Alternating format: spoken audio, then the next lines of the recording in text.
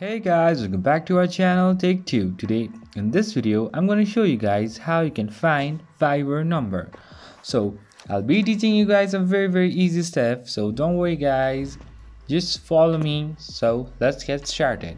So as you want, let's say find Viber number, you have a number, let's say you have name but you don't have a number. So what you can do is just go to your search and then just type the person's name. Let me just type like this, and now you can see the person's name is over here. To know his number, let's say Viber number, just go over there and then just go to their profile, and then over here you'll be having the number of the person. So that's pretty much guys, that's how you find Viber number of someone. So I hope this video is helpful for you guys. So thank you for watching our video guys. If you like our video, please leave a like and do not forget to subscribe our channel and also hit the bell icon so you never miss an update from us. If you have any queries, just comment down below guys.